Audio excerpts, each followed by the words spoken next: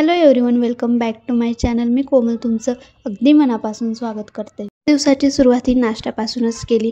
तर घरी आणलेले होते कॉर्न, तर ते आधी कुकरमध्ये स्टीम करून घेतलेले होते आणि दोघी मिळून ते दाणे सोलत बसलेलं होतं. कॉर्न जर स्टीम करून घेतले तर लवकर असे फ्राय होतात. तर मी त्यात थोडासा मॅगी मसाला पण ॲड केलेला होता, जेणेकरून टेस्ट पण खूप छान लागते. घरातले कामं तर आवरून झालेले होते. त्यानंतर मग आम्ही आता दोघी जणी घरीच आहोत, तर आम्हाला घरची डीप क्लिनिंग करायची होती.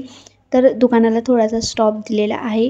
थोडे दिवस आम्ही आता घरची संपूर्ण ही डीप क्लिनिंग करून घेणार आहोत, कारण आता सण पण येत आहेत, तर मग घर क्लीन करणं आवश्यक आहेच. आम्ही दोघींनी जे शर्ट वेअर केलेले आहेत ते आम्ही गोव्यावरून घेतलेले होते. तुम्हाला प्रश्नच पडला असेल की सेम टी शर्ट कसं काय, तर आम्ही हे टी शर्ट गोव्याहून घेतलेले होते. आमची गोव्याची जर्नी तुमच्यासोबत लवकरच शेअर करेल.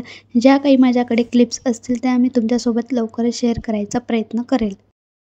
बऱ्याच अशा वस्तू इतक्या आमच्या दोघींच्या खूप सेम असतात, तर आम्ही दोघी सेम घालायला आम्हाला खूप जास्त आवडतं, कारण आमचं रिलेशन एक फ्रेंडसारखं आहे. आता येणारे जे काही ब्लॉग्स असतील त्याच्यामध्ये फक्त आम्ही दोघी तुम्हाला दिसणार आहोत. आज फ्रीज क्लीन करायचा होता, तर अगोदर मी सगळ्या वस्तू आहेत त्या बाहेर काढून घेतलेल्या होत्या, जेणेकरून पटकन असं क्लीन करता येईल. तोपर्यंत जाऊबाईंचं तिकडे भांडे घासायचं पण काम चाललेलं होतं फ्रीजचे. तोपर्यंत मी एकीकडनं सगळे जे काही वस्तू होत्या त्या पण काढून घेतलेल्या होत्या. फ्रीज साफ करणं हे खूप सोपं आणि महत्त्वाचं आहे. फ्रीज स्वच्छ करण्यासाठी बेकिंग सोडा आणि पाणी हे पण वापरू शकतात. त्यानंतर मग मी एक करून सगळं सामान तर काढून घेतलेला होता.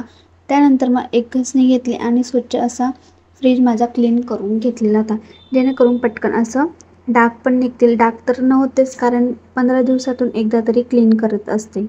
त्यानंतर मग छान असं क्लीन पण झालेला होता.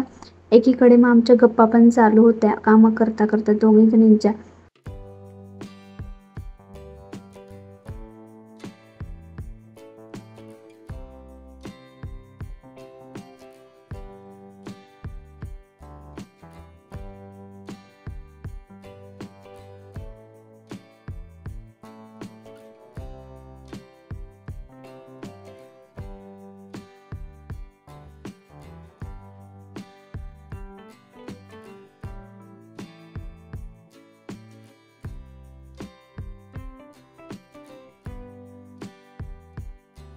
फ्रीज तर क्लीन झालेला होता. त्यानंतर मग स्वयंपाक करायचा होता, तर मग स्वयंपाकाची पण तयारी चालू होती आमची.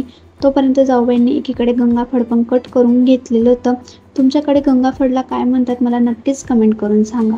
त्यानंतर मला करायच्या होत्या पोळ्या. तोपर्यंत माझं पण पीठ हे मळून झालेलं होतं. तोपर्यंत माझ्या पण पोळ्या एकीकडे चाललेलं होतं, एकीकडे भाजी पण झालेली होती, कारण गंगाफळची भाजी ही खूप जास्त कट करायला पण आणि शिजायला पण खूप डिफिकल्ट असते. त्यानंतर मग आमच्यासाठी करायचा होता आम्हाला खाकरा. तर खाकऱ्यासाठी काही जास्त नाही लागत, गव्हाचं पीठ आणि सुके मसाले त्यात ॲड केलेलं होतं आणि थोडंसं हळद आणि ते पीठ छान असं मळून घेतलेलं होतं. तोपर्यंत मला करायच्या होत्या भाकरी, जे की मम्मी आणि पप्पांसाठी. आणि मला भाकरी जमतात का प्लीज मला कमेंट करून सांगा. आणि त्यानंतर मग आमच्या घरातले तर आता स्वयंपाक तर ऑलमोस्ट झालेलाच होता, फक्त मला अजून एक भाकर करायची होती. तर ती पण भाकरीचं पीठ हे मी मळून घेतलेलं होतं. तर घरच्या कामांचं तर काही टेन्शन नसतं, कारण आम्ही दोघी जणी असतो तर आमचे कामं हे खूप पटपट होऊन जातात.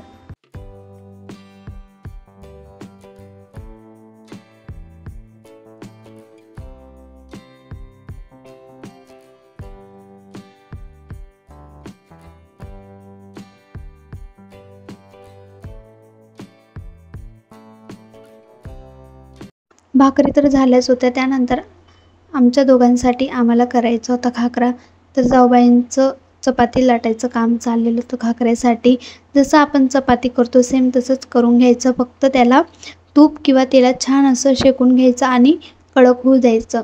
जोपर्यंत कडक होत नाही तोपर्यंत छान असं शेकून घ्यायचं. घरी सगळेजण दुपारी जेवायला येणार होते, म्हणून मग स्वयंपाक पण रेडी होता, कारण दुपारी सगळेजण मिळून आम्ही जेवण करत असतो. तोपर्यंत मग छान असा आमचा खाकरा पण झालेला होता, तुम्ही बघू शकतात.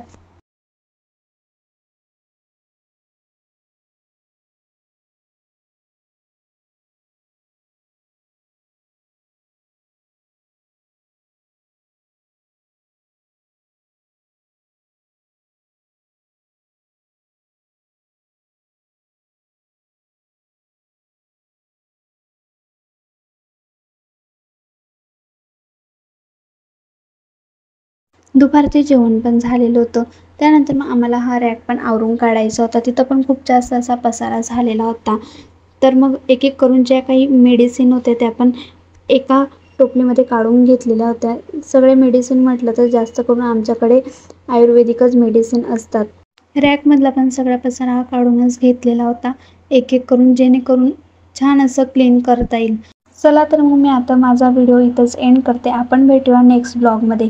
चॅनलवर नवीन असाल तर लाईक करा, शेअर करा आणि सबस्क्राईब करायला विसरू नका. तोपर्यंत बाय.